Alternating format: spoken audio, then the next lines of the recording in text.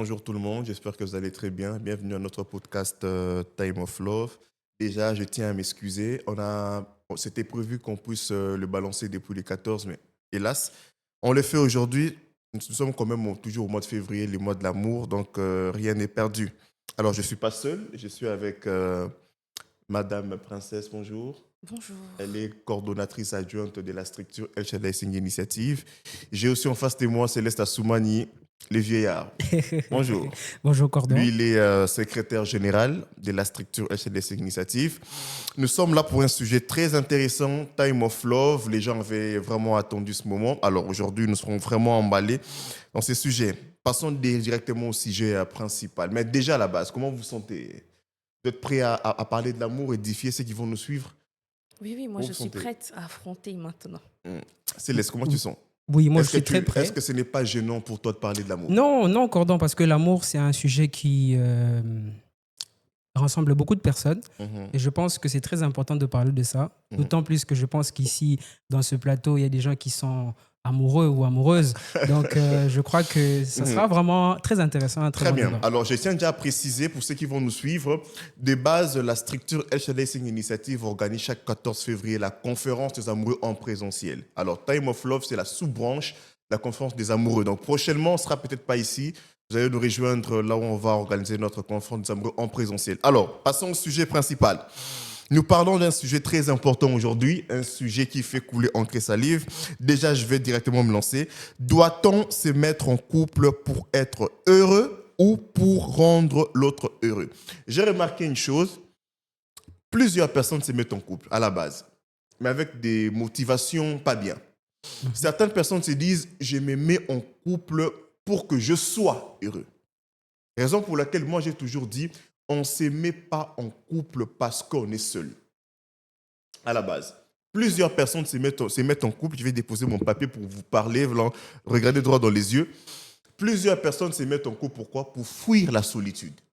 C'est-à-dire, la personne se dit, je suis seul, ça fait 5 ans, 10 ans, il n'y a personne qui m'écrit des mots gentils et tout ça. Après, je dois me mettre en couple. Ce n'est pas pour ça qu'on se met en couple. Et cette personne se dira, je me mets en couple pour être heureux, pour que la personne puisse me chérir, tout ce qui va avec. Mais aussi, certaines personnes, la minorité des gens entrent dans une relation avec l'intention de rendre l'autre heureux. Déjà, à mon avis, humblement, je pense qu'on se met en couple pour rendre l'autre heureux.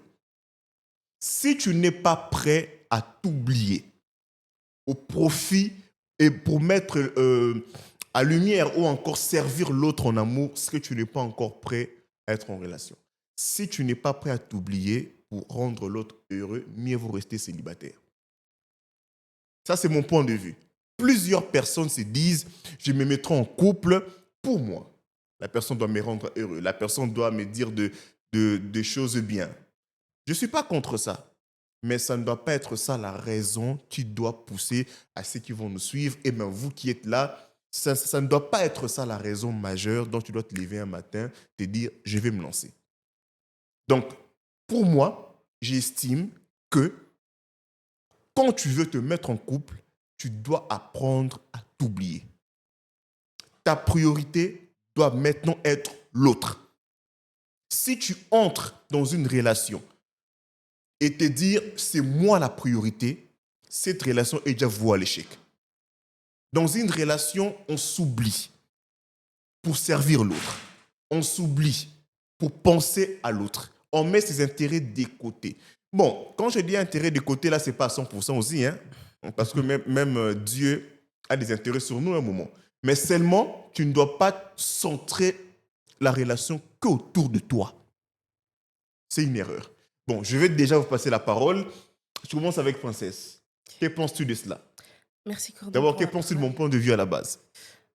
Cordon pour la parole. Alors, pour votre point de vue, Mhm. moi je pense que cela est correct dans une dimension spécifique. Ok. Mais pour l'autre, je me dis, se mettre en couple pour rendre l'autre heureux a aussi des inconvénients. Ça crée Mhm. cependant ce qu'on appelle la dépendance affective. Mhm. Tu seras dépendant ou dépendante de la personne avec qui tu seras. Mhm. Donc, ton centre d'intérêt ne tournera qu'autour de la personne. Mhm. Par contre, moi, je conseillerais, de mon point de vue, la Mhm, meilleure des choses serait pas mhm, de se mettre en couple pour l'autre mhm, ou de chercher le bonheur de l'autre, ni mhm, pour chercher son propre bonheur. La meilleure des choses que ça soit deux personnes mhm. qui se mettent ensemble pour chercher un bonheur commun. Pas pour Ah, viser le bonheur de l'autre, ah, ni pour viser son propre bonheur. Là, on mhm, est en train de construire mhm, un univers à nous, comme si on construisait quelque chose qui nous appartenait. Nous sommes dans un monde qui mhm, nous appartient. Donc, je vise ni ton bonheur, ni mon mhm, bonheur, mais nous nous mhm. construisons. Voilà. Bon, je suis un peu contre. Pourquoi? Parce que déjà, quand tu dis tu ne viseras ni les bonheurs de l'autre, ni ton propre bonheur, construisez ensemble. Bon, même quand vous êtes en train de construire là, il y aura toujours l'un de vous voudra toujours penser quand même à ses intérêts en pleine construction, si on doit être honnête. Mhm. Donc moi, je pense que ça revient toujours Il y a toujours un moment où, prenons un exemple. Tu, euh, tu te mets en couple avec une fille, et là je parle des Célestes, tu rencontres une fille aujourd'hui, tu te mets en couple. Après, la fille peut-être a des lacunes dans plusieurs domaines de la vie.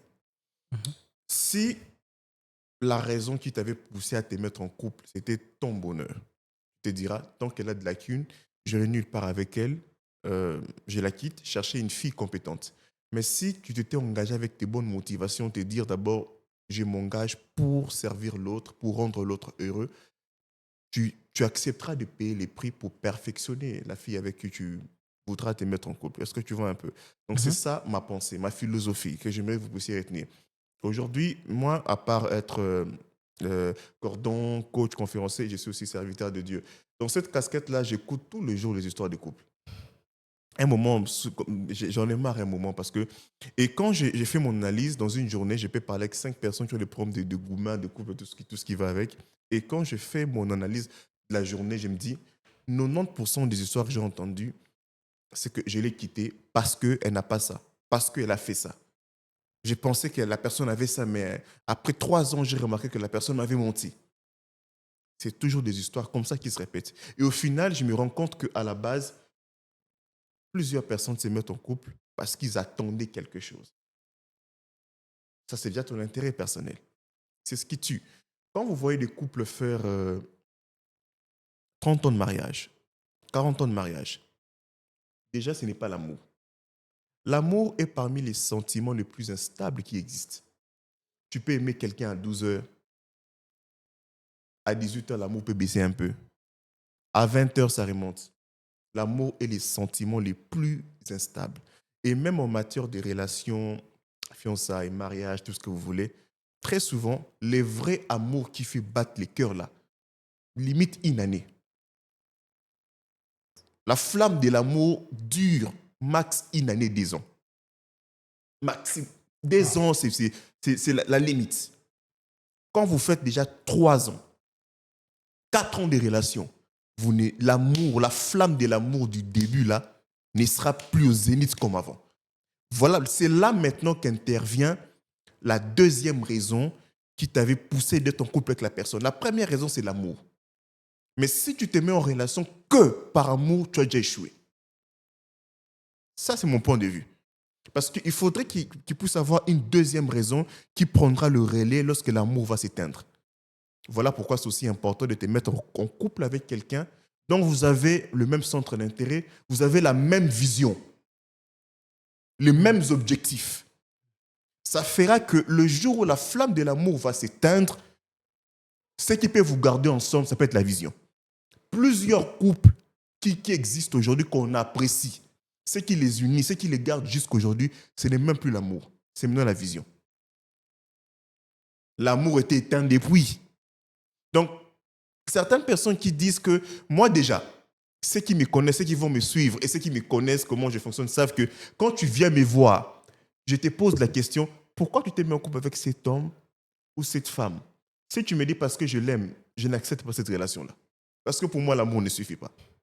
Il faut qu'il y ait une autre raison qui va porter l'amour. Au cas où la flamme de l'amour s'éteint, il faut qu'il y ait un plan B, une seconde raison qui va aider la relation à exister. Ça, c'est mon point de vue. Je ne sais pas qu'est-ce que c'est, ce que tu en penses. Bon, déjà, moi, révérend, waouh, en tout cas, vous avez vraiment beaucoup parlé. Moi, je pense que on ne peut pas moi, je suis pas vraiment très d'accord avec vous et avec Madame Princesse parce que je pense qu'on ne peut pas rendre l'autre heureux déjà si soi-même on n'est pas heureux. Donc, je pense qu'avant d'entrer dans une relation, il faut d'abord soi-même être heureux. Il ne faut pas se dire que j'entre dans la relation pour rendre l'autre heureux alors que moi-même, je ne suis pas heureux. On ne donne que ce qu'on a, selon ma vision et ma façon de voir les choses. Donc, il faut être heureux soi-même et puis pour rendre l'autre heureux. Donc, c'est comme ça que ça marche. C'est comme ça va. Mais déjà, ce que tu as dit, c'est important parce que raison pour laquelle j'ai des conseils, même ceux qui vont nous suivre sur YouTube et vous qui êtes ici, n'entrez pas en couple quand tu as des blessures. Vous voyez? Rassure-toi qu'en étant célibataire, tu es heureux. Viens avec ta joie à toi. Ne compte pas ou ne pense pas trouver la joie quand tu rencontreras la personne dont tu estimes rencontrer. Non. Les pièges de plusieurs, c'est ça. Certains entrent en couple avec des blessures du passé. Maintenant, c'est le gars en question qui va souffrir. Toi, tu viens avec tes blessures de ton ex. Tu viens avec ça dans ta nouvelle relation. Et les gars en train de souffrir. Quand tu veux t'engager, rassure-toi que tu as déjà ta joie au maximum. Ne compte pas sur la joie de l'autre. Viens avec ta bonne énergie. C'est ça le vrai problème aujourd'hui. Et moi, je me dis déjà, si tu es malheureux en étant célibataire, tu seras aussi malheureux en étant en couple.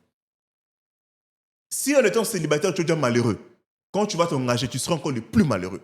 Mais si dans ton célibat, tu es heureux, tu es épanoui, quand tu vas t'engager, tu ne vas pas attendre la joie de l'autre pour exister. C'est ainsi, il y a plusieurs filles, la Saint-Valentin est passée. Il y a certaines filles, parce qu'on n'a pas offert des chocolats, ça crée toute une boule de neige. Exactement. Il y a des conflits, c'est que tu ne m'aimes pas. Donc, il y a des filles qui se disent, tant que l'homme ne m'offre pas, c'est qu'il ne m'aime pas. Donc, il y a des filles qui mesurent l'amour d'un homme par sa capacité à donner. Exactement. Et c'est une erreur. De telles filles, si tu fouines dans leur vie, dans le passé, elles ont connu des problèmes. Des problèmes de cœur. Parce qu'une fille qui est épanouie émotionnellement, quand tu ne l'offres pas, ça peut la déranger. Mais ça, elle n'en fera pas un problème. Exactement. Parce que dans son intérieur, elle est comblée émotionnellement. Elle peut être touchée. Pourquoi tu n'as pas fait? Si tu lui expliquais les réalités, ça passe. Elle passe à autre chose. Mais des filles, quand tu ne fais pas, elle dit que tu ne l'aimes pas. Mais Cordon, je ne vous coupe pas, mais concernant ce que vous venez de dire maintenant là, mais il y a aussi une question, moi, je me pose. Le 14 février, c'est la fête des amoureux. De quelle manière on est allé dans cette nuance-là que c'est seulement l'homme qui doit donner quelque chose? C'est ça aussi le problème. Aujourd'hui, les filles ne font pratiquement rien. C'est une erreur. J'ai parlé avec plusieurs personnes, ils m'ont dit, il n'y a que des hommes qui offraient des fleurs et autres. Mais les filles ne donnent rien. Après, vous savez, voilà. Céleste, le problème, c'est quoi pour Princesse? Elle va porter les fardeaux de toutes les filles. Exactement. Vous savez, les problèmes, c'est quoi aujourd'hui avec les filles? Les filles se disent, quand elles entrent en relation, déjà dans sa tête, elle se dit, j'entre en relation pour recevoir et non pour donner. 90% des filles, quand elles entrent en relation, elles se disent ça, que je suis avec cet homme. Quand une fille donne un homme, c'est comme si Dieu est descendu sur terre. Non, mais Cordon, je ne suis pas du même avis. En tout cas, je ne suis pas du même avis. Ben oui, c'est vrai. C'est juste qu'en termes de matériel, l'homme dépense plus. Mais en termes Pourquoi d'abord l'homme doit dépenser plus en termes de matériel? C'est ça la question. C'est pas obligé que l'homme dépense plus. C'est juste que la société, je pense, la société actuelle a inculqué ça aux femmes. Du fait que pour elle, l'homme doit dépenser et l'homme a un certain niveau de matériel que la femme ne doit pas avoir. Une erreur. Vous savez, même si j'ai porté rapidement ma casquette d'homme de Dieu, quand Dieu disait à Ève que tes désirs seront portés maintenant vers ton mari, vous savez que c'était ici d'une malédiction. Donc, ce n'est pas une chose dont on se dit, Dieu a dit, tes désirs seront portés vers ton mari. Ce n'est pas une chose dont les filles doivent se taper la porte. C'était issu d'une malédiction quand Adam et Ève avaient touché à ce qui était interdit. Dieu avait maudit la femme, Dieu avait dit à la femme, tu enfanteras avec douleur et tes désirs se tourneront vers ton mari. Donc c'était à la base ici d'une malédiction. Vous voyez, donc c'est pas une chose comme si Dieu était fier de ça. Donc si Adam et Ève n'avaient pas désobéi là, Dieu n'allait pas dire à la femme que tes désirs se tourneront vers ton mari. Vous voyez, donc moi je suis contre ça. Moi j'encourage aux hommes, même qui vont me suivre sur YouTube. L'erreur aussi plusieurs hommes commettent là. Toi la fille, t'as pas encore dit oui, tu commences à offrir beaucoup de choses, c'est une erreur. Mais c'est l'intention. Au début on n'offre rien. Oui. Ce sont les intentions. Non, maman. Mais c'est lui qui donne. On n'offre rien. Au début, d'abord, le tout premier rendez-vous, ne donnez pas les transports. La fille doit rentrer. Oui, faites exprès. Ne donnez pas les transports. Et ne permettez pas à la fille de choisir les repas au menu. Le tout premier encart. C'est la manière de tester. Plusieurs couples échouent aujourd'hui. Même quand on parle de notre thématique, il faut se mettre en couple pour... Moi, je suis...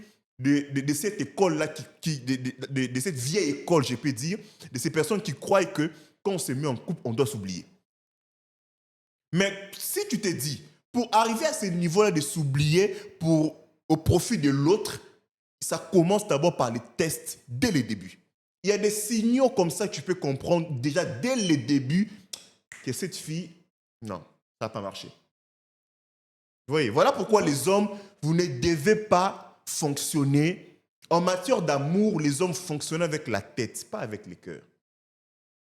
C'est compliqué parce que quand c'est avec le cœur, tu te dis, bon, toutefois, je l'aime. Ouais, moi, j'ai connu un garçon comme ça, une fille laisse croquer.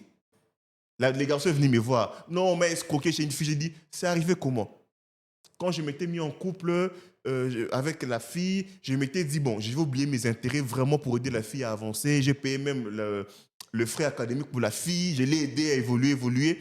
Et à un moment, j'ai confié à la fille 90% de l'argent de mes projets. Et la fille a voyagé avec. Oh là là. Et moi, je lui ai posé la question, est-ce qu'à vos débuts, j'avais testé la fille? Oh non, je l'aimais. J'ai dit, ah c'est ça, c'est l'amour qui vous tue. On ne réfléchit pas avec l'amour. L'amour, là, ça passe. Quand tu veux entrer dans une relation avec quelqu'un dont tu veux bâtir, il faut tester. Dieu nous connaît, hein, mais Dieu nous teste. Mais Dieu connaît le cœur. Pourquoi il nous teste? Parce qu'il y a un moment, quand tu vas atteindre, il n'y a aucune relation.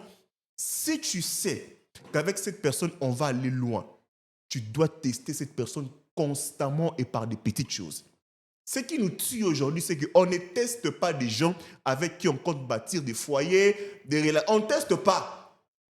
Nous, c'est juste, je l'aime, je me lance. Mais c'est l'amour. C'est l'amour. Hein. Honnêtement, l'amour.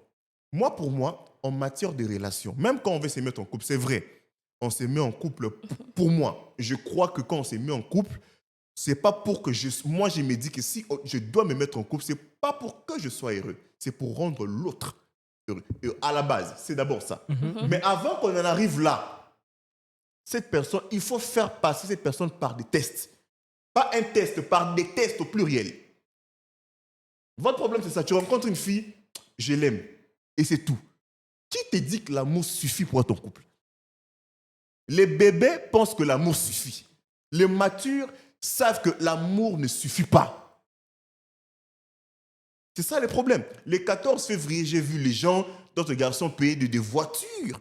C'est pas mal, je ne suis pas contre ça. Les garçons, je ne vous décourage pas. Hein. Faites-le pour vous. Les mariés surtout, faites-le, c'est important. Même les fiancés, officiellement, faites-le. Les copinages de coin des tunnels, là, je dis rien là-dessus. Mais à la base, je ne décourage pas. Mais avant d'atteindre une dimension, d'offrir à une fille un cadeau de valeur, rassure-toi que cette fille est passée par ton école de tests. Tu l'as testée et tu as vu qu'elle mérite ça. Dans l'amour, il faut aussi qu'il y ait la méritocratie. Tu ne peux pas offrir à quelqu'un une voiture juste par amour. Et c'est la même fille demain qui te dira, le jour où vous allez rompre, qu'est-ce que tu as fait pour moi? C'est le langage des filles. La fille, l'ingratitude de la femme, Satan même est reconnaissant. Pourquoi seulement la femme, Cordon? Non, parce qu'à la base, aujourd'hui, l'ingratitude en amour, c'est plus les femmes qui font preuve d'ingratitude aujourd'hui. Exactement. Non, plus moi les je femmes. ne suis pas pour. C'est plus je ne suis vraiment pas pour. C'est plus les hommes. C'est plus les femmes qui font preuve d'ingratitude. Une femme, tu peux tout faire, et le dernier jour où ça ne marche pas, ou même le jour où ça marchait, mais il y a juste un petit couac contre vous, elle va oser te dire en lingala en plus, au salelangani. Mais quand tu regardes tout ce que tu as fait, tu te dis, mais tiens.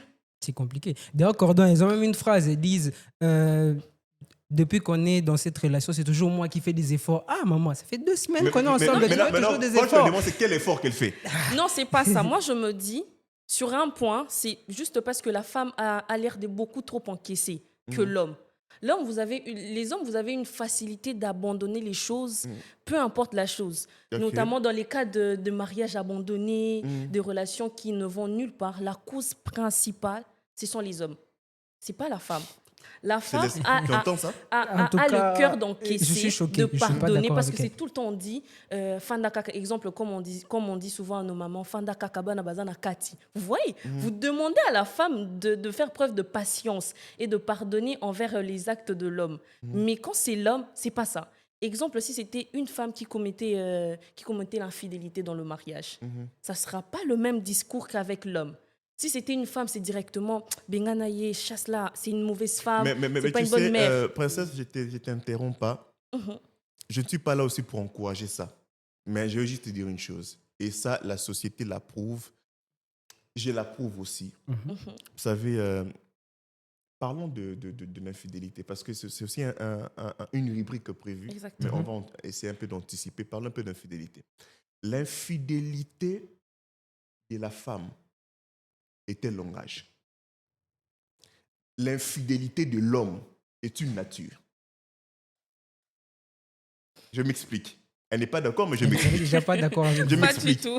Je n'encourage pas l'infidélité ici. Hein? Ceux qui me suivent sur YouTube, je n'encourage pas l'infidélité. Mais écoutez, l'homme des natures, l'homme n'est pas appelé à être avec une seule femme. Je suis serviteur de Dieu, je sais de quoi je parle. L'homme, si tu vois l'homme tenir avec une seule femme, sache qu'il y a une puissance supérieure qui l'oblige à se maintenir avec une seule femme.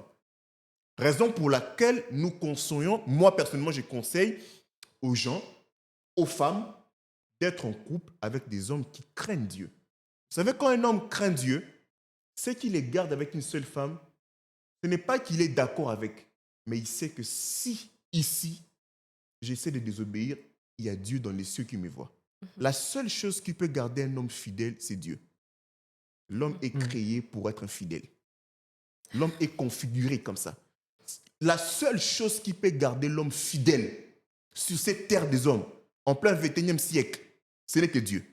Si tu vois l'homme rester avec une seule femme pendant 30 ans, dis-toi, cet homme-là, même s'il ne va pas tout le temps à l'église, mais il a quand même des bases bibliques. Des bases chrétiennes. Mais quand une femme te trompe, c'est un langage. C'est-à-dire qu'il y a quelque chose qui ne va pas. C'est vrai qu'aujourd'hui, les filles de 12 ans, 13 ans trompent pour rien. Elle s'est dit, bon, je me lève, je vais te tromper pour que les garçons aussi à mon accueil, je suis une fille qui est aussi sollicitée par les autres. Les filles d'aujourd'hui pensent comme ça. Mais à la base, quand une fille te trompe, c'est un langage. Mais avant qu'on arrive à l'étape de prouver, du fait que je veux aussi prouver pour qu'il voie que je suis considérée ailleurs, c'est qu'il n'y avait pas de la considération venant de l'homme. Bon, déjà, si nous allons parler des considérations, je pense que Céleste va parler tout à l'heure. Moi, je pense que l'homme considère la femme par rapport à l'attitude que la femme manifeste. Je réitère. L'homme considère la femme. La considération de l'homme envers la femme dépend de l'attitude de la femme.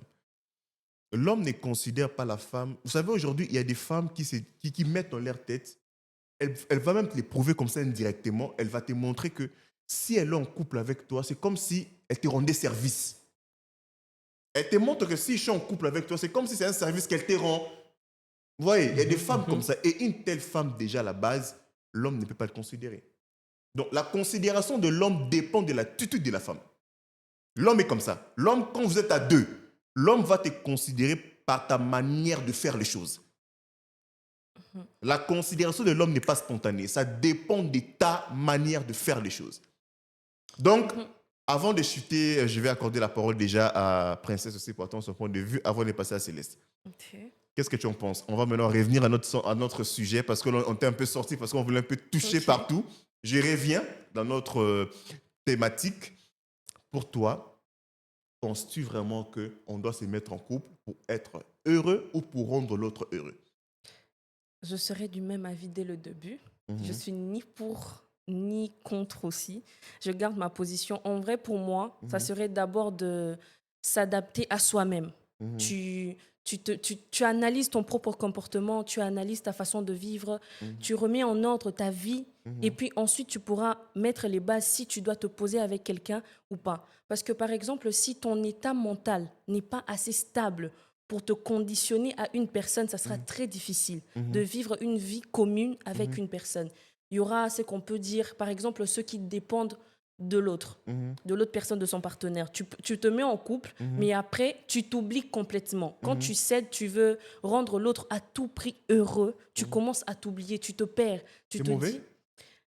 D'un point de vue, c'est mauvais. Ah oui. Pour les gens qui ne sont pas stables mentalement, quand tu t'investis. Pour cette catégorie-là, je suis d'accord. Quand tu n'es pas stable mentalement déjà, tu vises d'abord la priorité de l'autre. Donc, tu fais les choses pour que l'autre t'apprécie. Tu ne vis pas d'abord, parce que notre vie nous appartient, tu dois d'abord vivre pour toi-même. Tu ne vis pas d'abord pour toi-même, mais tu commences à viser l'intérêt de l'autre. Donc, par exemple...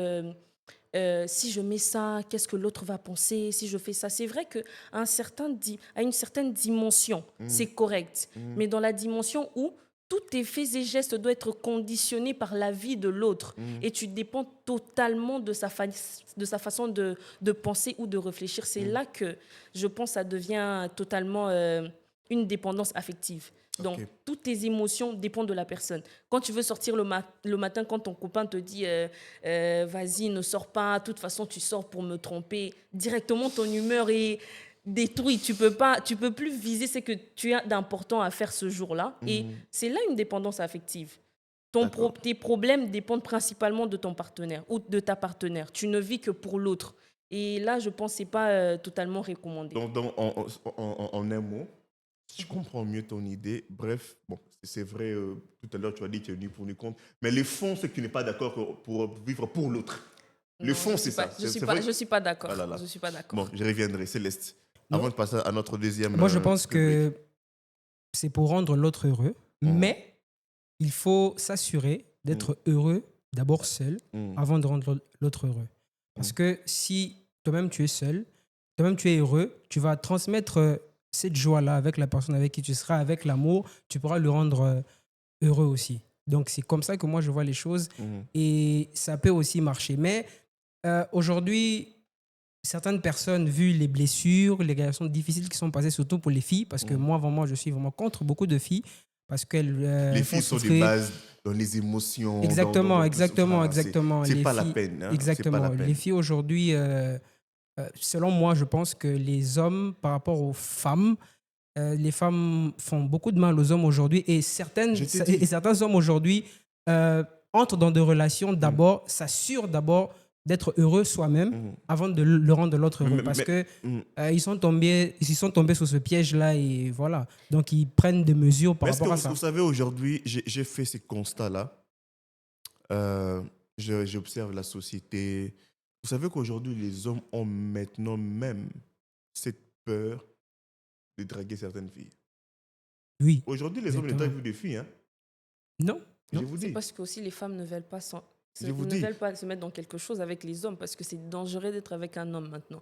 C'est comme avec M. Céleste. J'ai remarqué depuis qu'il a commencé à parler, il parle que des blessures. Donc vous sentez qu'il a été blessé profondément. Allez bon, passons. Oui, il a été blessé à un point élevé. Passons à notre deuxième rubrique. On n'aura que 10 minutes pour ça. Hein. La deuxième rubrique, c'est rubrique question. Voici le sujet. De nos jours, qui commet plus d'infidélité entre l'homme et la femme? 5 minutes. C'est l'homme. Comment? C'est l'homme. C'est qui? C'est l'homme. C'est l'homme? Oui. C'est l'homme. Qui commet plus d'infidélité? Entre l'homme et la femme, qui commet plus d'infidélité? La femme. Pour moi aussi, c'est la femme. Passons directement. Si, ceux qui vont me suivre sur YouTube, retenez. Si l'infidélité était un film, l'actrice principale allait être la femme aujourd'hui. Non. Si l'infidélité était une série, l'actrice principale allait être la femme. Oui, parce que... La femme est aujourd'hui plus infidèle. J'ai l'impression que Satan s'est dilué en la femme. Si je peux dire quelque chose rapidement, il y a une amie qui m'a dit un jour, nous les femmes, on aime reste là, mais ne pars pas. C'est la bêtise. Bouge, Allez, mais passons. reste là. Donc, Nous c'est passons compliqué. à notre rubrique, au nom de l'amour. Je remettrai à chacun un papier, tu lis ta question, tu vois rapidement, et puis tu donnes ton point de vue. Je commence avec Princesse. Tu prends ton papier, tu lis rapidement ta question, rapidement, et à haute voix. Alors, Princesse, au nom de l'amour, peux-tu doter un homme? Oui ou non? Non. Merci. Garde ton papier. Ah, ok. Céleste, prends ton papier, lis rapidement ta question aussi. Rapidement Merci. ta question. Voilà. Alors, Céleste, au nom de l'amour, peux-tu aimer ta femme plus que ta mère? Oui ou non? Oui ou non? Réponds rapidement. Non. Non. Voilà, merci. Alors, ma question.